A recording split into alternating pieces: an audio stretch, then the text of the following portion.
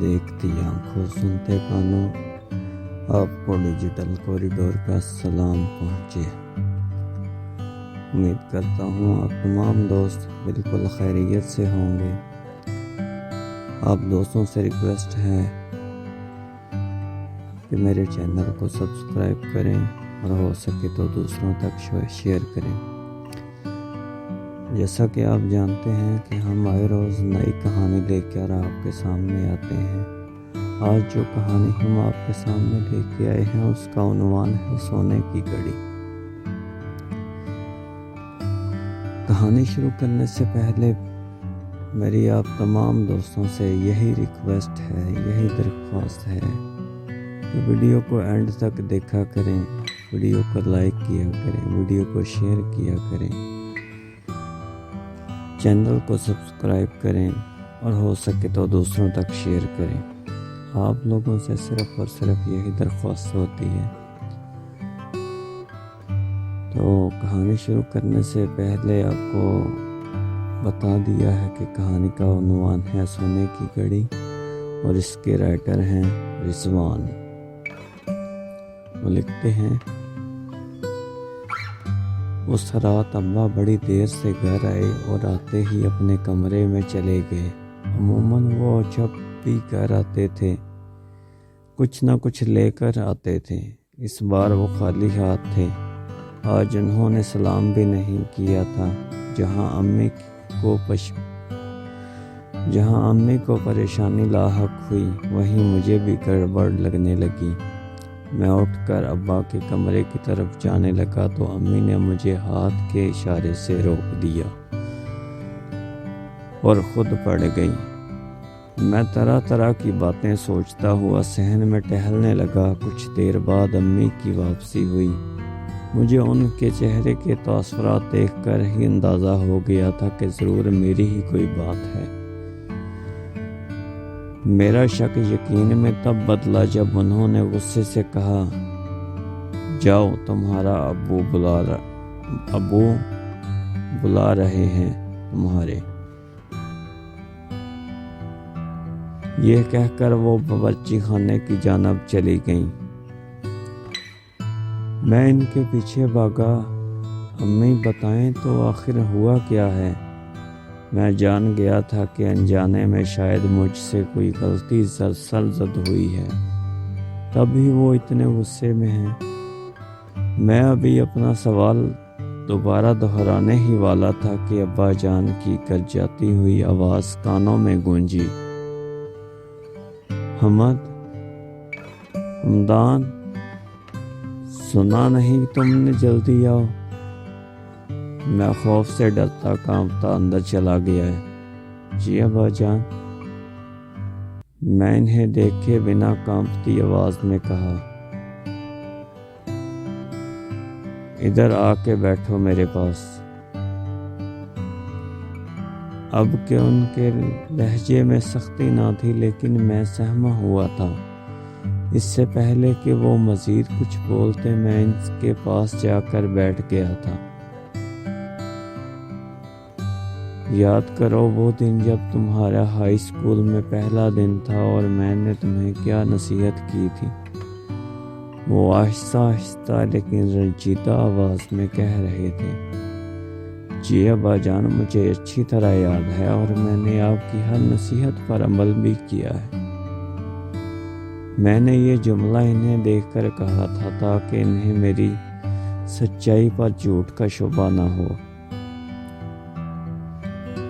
اگر ایسا ہے تو جاؤ اپنا بستہ لے کر آؤ۔ میں فوراً ان کی بات سمجھ نہیں پایا اور حیرت سے انہیں دیکھتا رہا۔ تم نے سنا نہیں کیا کہہ رہا ہوں؟ جاؤ اپنا بستہ لے کر آؤ۔ اس بار انہوں نے سختی لہجے میں کہا۔ میں پھر ڈر گیا اور بستہ لینے کے لیے چلا گیا۔ ان کے پاس پہنچا تو انہوں نے بستہ مجھ سے چھین لیا۔ بستے کی دونوں زپیں کھول کر اس کی تلاشی لینے لگے۔ انہیں مطلوبہ شے نہ ملی تو انہوں نے بستہ الٹ دیا۔ ساری کاپیاں کتابیں پلنگ پر بکھیر گئی۔ اور ان کاپیوں کتابوں کے بیچ میں ایک گھڑی جگمگاتی دکھائی دی۔ گھڑی کی چمک دمک سے معلوم ہو رہا تھا کہ وہ سونے کی ہے۔ یہ کہاں سے آئی تمہارے بیگ میں؟ بولو، جواب دو۔ انہوں نے ایک ہاتھ میں گھڑی لہرائی اور دوسرے ہاتھ سے میرے بازو کو دبوچ کر کہا،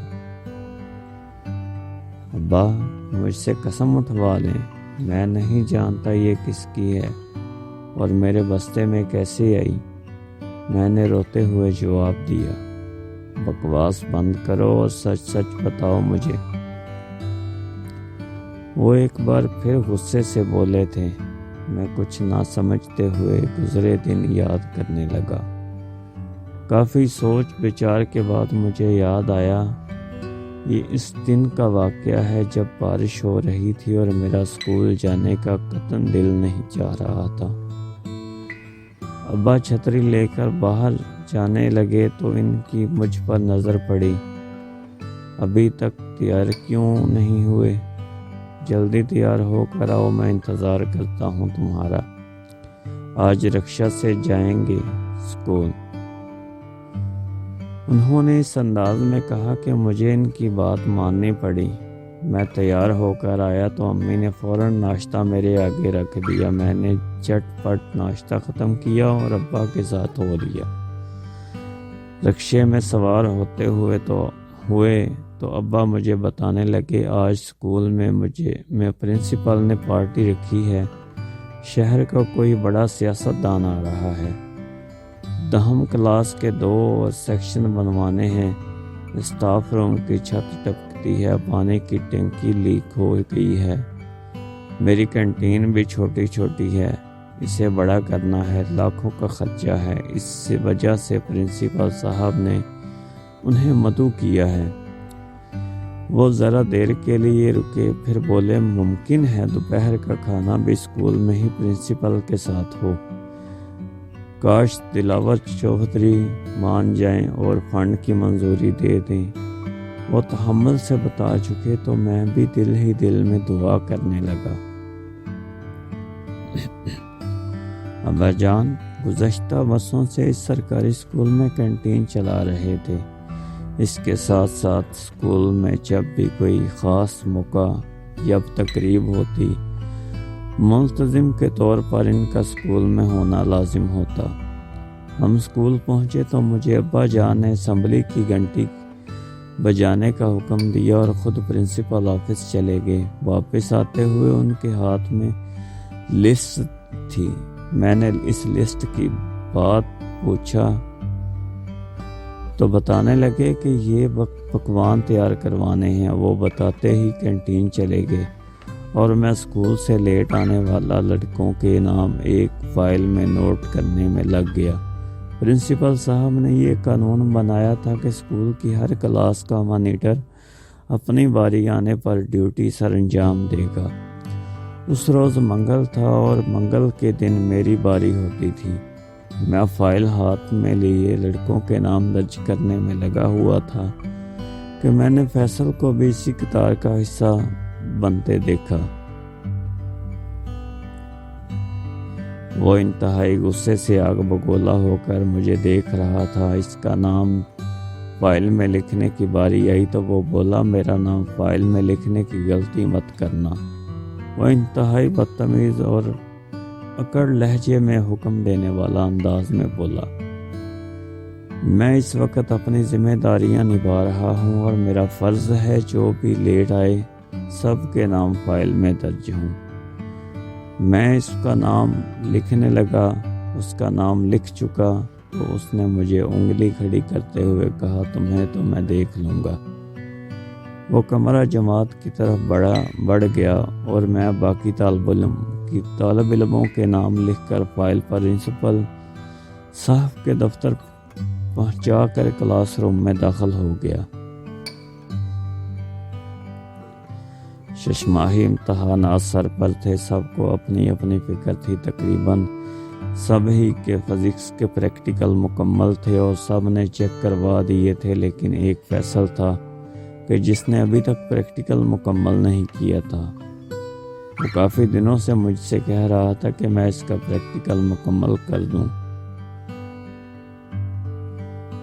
میرا اپنا کام زیادہ تھا، امتحانات کی تیاری بھی کرنی تھی، لہٰذا اس کے بار بار اصرار کرنے پر میں نے بھی بار بار انکار ہی کیا تھا۔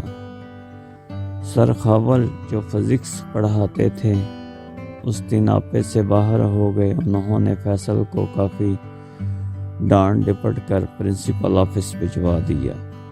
یہ فیصل کی بدقسمتی تھی کہ اس وقت پرنسپل آفس میں علاقے کے MNA دلاور چودھری بھی موجود تھے۔ اس طرح کی کسی بھی شکایت کا علاقے کے MNA کے سامنے انہیں مسئول ہونا کافی تضحیک کی بات تھی۔ پرنسپل صاحب شدید قسم کے جذباتی ہو گئے اور فیصل کے جماعت نام کے بورڈ کے امتحانات کا داخلہ فارم بھجوانے سے انکار کر دیا اور سزا کے طور پر آفس میں کان پکڑ کر ایک ٹانگ پر کھڑا ہونے کا کہا۔ فیصل جیسے لڑکے کے لیے یہ سب برداشت کرنا انتہائی مشکل تھا۔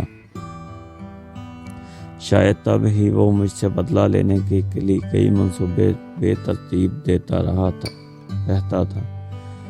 آدھی چھٹی کی گھنٹی بجی تو بچوں نے فیصل کو پرنسپل آفس میں اسی حالت میں دیکھ کر اس کا خوب مذاق اڑایا۔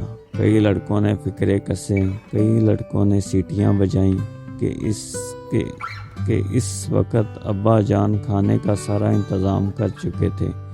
ہال میں میز پر کھانا لگا دیا۔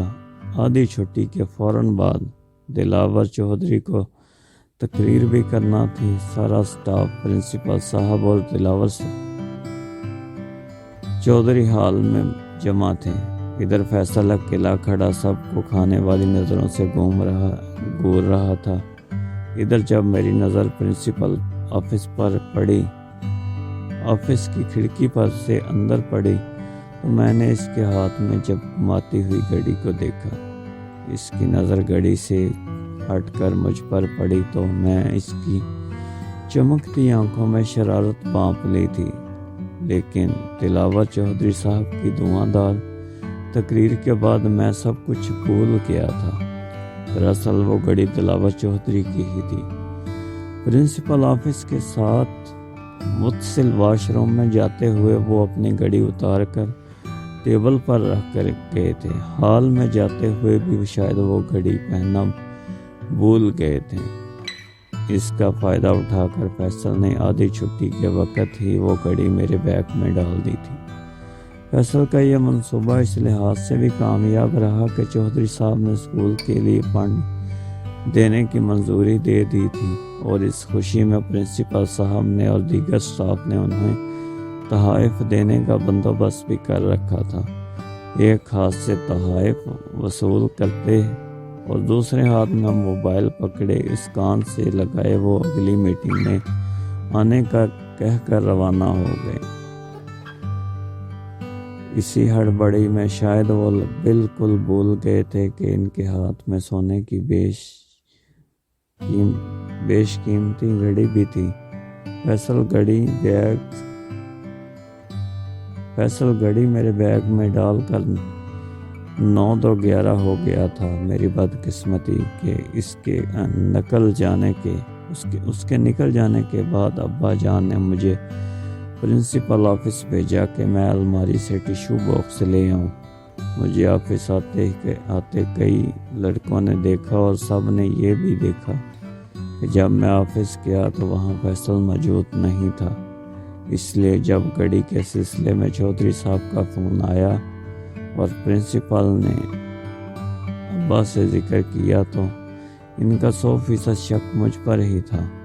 جب میں نے ابا جان کو سارا واقعہ سنایا تو ابا جان نے میری پیشانی چوم لی اور انہیں میری بات پر یقین آ گیا۔ میں ابا جان کے ساتھ فیصل کے گھر گیا۔ فیصل خود بھی اپنے کیے پر شرمندہ تھا۔ اس نے نہ صرف مجھ سے بلکہ ابا جان سے بھی معافی مانگی اور یہ تہیہ کیا کہ آئندہ وہ اپنے کام خود کرے گا۔ گاڑی کسی طریقے سے چودھری صاحب کو بھجوا دی گئی تھی۔ دوستو، کبھی بھی کسی بھی لالچ میں آ کے دوسروں کا مذاق نہیں اڑانا چاہیے۔ ہر ایک کی کوئی نہ کوئی ذمہ داری ہوتی ہے، کسی کی ذمہ داریاں چھوٹی ہوتی ہیں، کسی کی ذمہ داریاں بڑی ہوتی ہیں۔ ہر کوئی ذمہ داریوں کو نبھاتا ہے۔ ہمیں کبھی بھی دوسروں سے بدلہ لینے کی کوشش نہیں کرنی چاہیے، بلکہ معاف کر دینا چاہیے اگر کوئی غلطی ہو، کیونکہ معاف کرنے والا ہی انسان سب سے بڑا انسان ہوتا ہے۔ ایک حدیث ہے کہ آپ صلی اللہ علیہ وسلم نے فرمایا کہ اگر معافی مانگنے سے آپ کی عزت کم ہو تو وہ مجھ سے لے لینا۔ لہٰذا میں آپ سب دوستوں سے گزارش کرتا ہوں کہ کبھی بھی کسی کے لیے دل میں غلط جگہ پیدا نہ کریں۔ اگر کسی نے کوئی غلطی آپ کے ساتھ کر دی ہے، کوئی بدعنوانی کر دی ہے، تو اس کو معاف کر دیں تاکہ آپ کو بھی لوگ اسی طرح معاف کر سکیں۔ اور لاسٹ میں جاتے جاتے پھر آپ سے میری ایک ریکویسٹ ہے کہ میرے چینل ڈیجیٹل کوریڈور کو سبسکرائب کریں اور اپنے دوستوں تک شیئر کریں، اور اسی کے ساتھ اپنے دوست انجینئر میاں تنویر احمد کو اجازت دیجیے۔ اللہ نگہبان۔